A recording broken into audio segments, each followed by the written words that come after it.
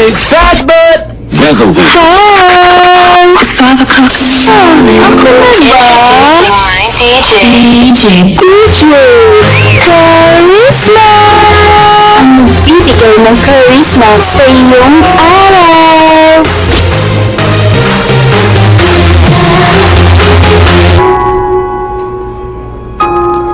Magandang umaga sa inyong lahat. Ito nga po pala si DJ Charisma ang kasama mo sa inyong umaga. Sa election ngayon, parami ng parami ang nagiging batang ina. Kaya naman tayo ay nakikipanahan sa may karanasan niya na minsan ay naging batang ina at ngayon naman ay nasa wastong gulang na siya. She gave birth at age of 19. Here is a guest for this day, Trish Noel, a teenage mom who is dependent to her family. Hi Trish! How are you today? What do you do in life? Okay naman ako. I'm still studying and nag-aalaga ako ng baby ko ngayon. So you're still studying? Who supports your school? Who's in charge to take care of your baby? My dad. Siya yung responsible sa school ko. Siya yung bayad ng tuition and yung mom ko naman ang nag-aalaga sa baby ko sa bahay. What's the usual reaction of your parents nung nalaman nila na you're pregnant? Siyempre, natural sa magulang nagalit, yung mom ko nagalit din, and yung dad ko. Pero eventually, natanggap naman nila and now, pinag-aaral pa nga nila ako. Hindi na ba naisip na ipalaglag yung baby? Kasi na that you will stop studying.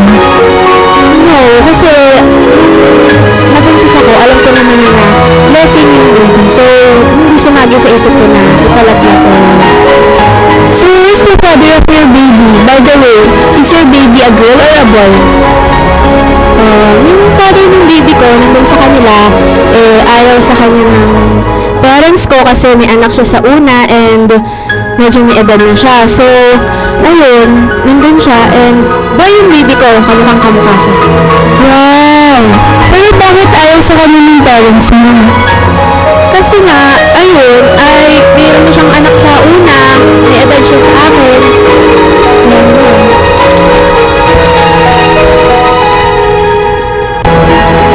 Okay, that's all. So thank you, Trish, for answering all my questions. I'm so proud of you for being a strong single mom. Sa mga nakikinig po sa akin, ito nga po ulit si DJ Charisma at susunod na po sa akin ay si DJ Trisha Ambisyosa. At may kakausapin naman siyang teenage mom who's independent. Kaya stay tuned mga kaibigan. Ito pa din ang inyong nag-iinit at nagbibiyag na istasyon. Ito ang 96.1 Hot FM. Hating ang radyo nito.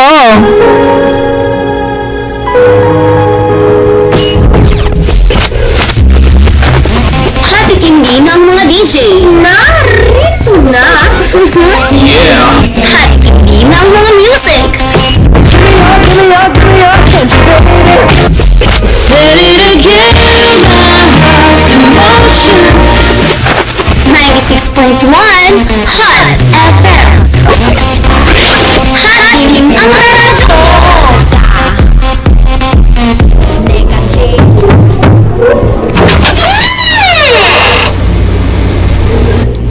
Boss, ba't napadalaw ka?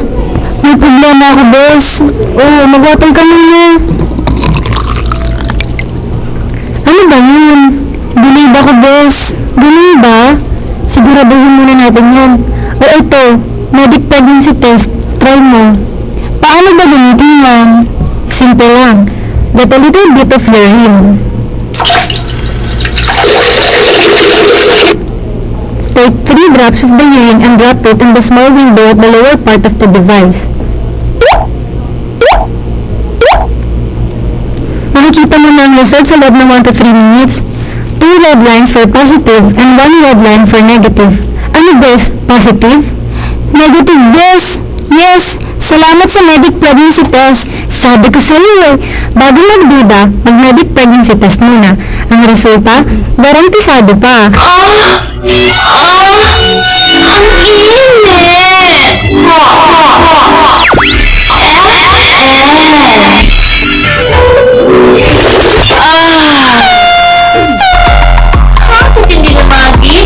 You're rocking with the finest DJ around.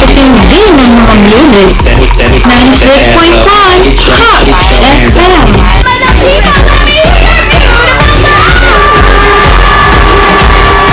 Si Anchor Tip na hanap mo? Meron na yan. Pero radyo mo. Trisha Alicia ka. Tunay.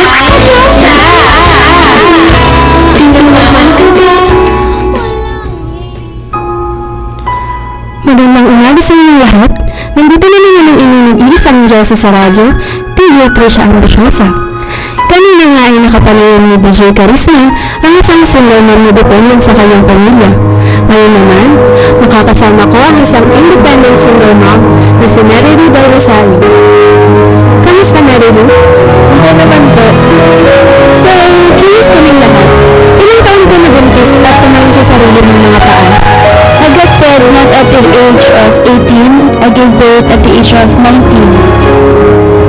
Sa murang edad, paano mo naman nakayanan ang pagiging single mom?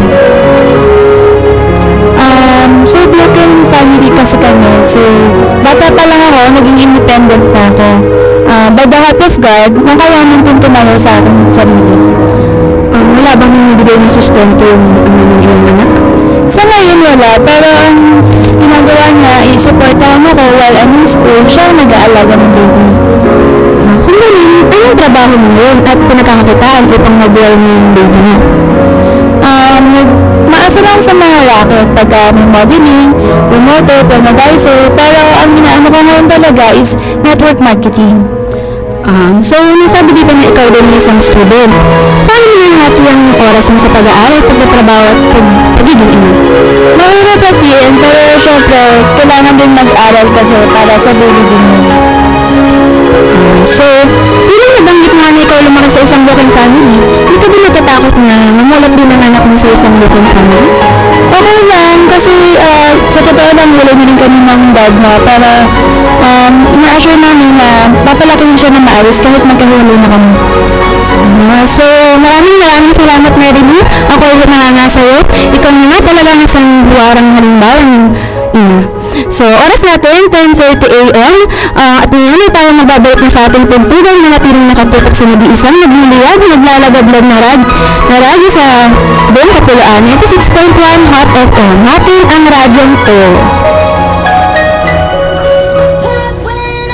Hot titindi ng mga DJ. Hot titindi ng mga music. Itong 96.1 Hot FM. Mama ko yan eh.